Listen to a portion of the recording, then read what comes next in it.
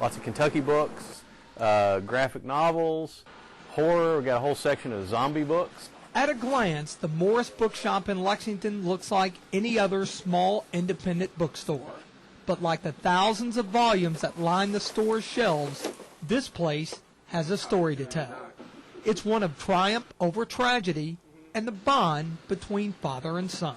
My dad was, he was an attorney, just a consummate professional, and just a really great guy. In his young life, he liked to write just kind of old-fashioned, boys' life adventure stories and that kind of thing, and that sort of, colored his reading tastes later in life. Back in 2006, when Morris's father, Lexington attorney Les Morris, and his wife Kay had planned a vacation to Alaska.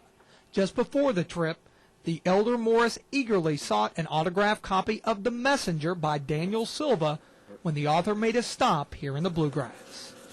I had not really known my dad in quite some time to take such interest in actually meeting and speaking with an author, but he had really sort of recently discovered Daniel Silva and was reading back into his older work and looking forward to, to what he had to publish. Les Morris never got a chance to read The Messenger.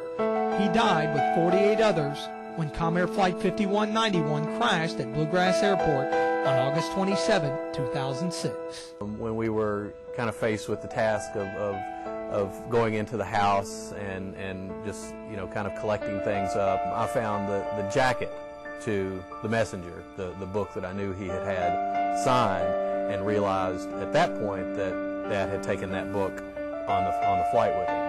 That was going to be his vacation reading. Months after the crash, Morris received a catalog of crash victims' personal effects that were aboard the ill-fated flight. While flipping through it, he made a stunning discovery. Inside was a photo of this, Les Morris's personalized signed copy of The Messenger, completely intact. Through the mangled wreckage and the intense fire that followed the crash, the book emerged virtually unscathed. It just felt really good to sort of bring it home, in a sense, this thing that I knew was special to my dad, that he had with him, and to just have it back just felt, kind of like having a piece of him. This last book, which he, likely never finished, now I've got. For Win Morris, this treasured item not only represents a tangible link to his late father, it also symbolizes a boyhood dream.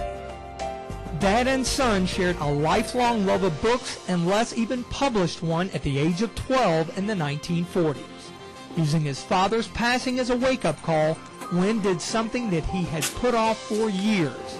He took a chance, made a dream come true, and opened his South Lexington bookshop in 2008.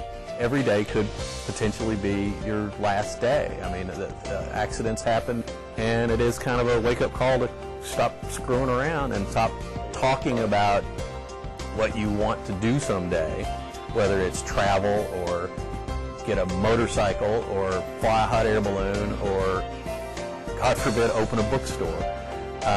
It's just that kind of thing where you're just like, you know what, I'm gonna do this. What's the worst thing that could happen? The recovered novel now has a prominent place in the Morris Bookshop.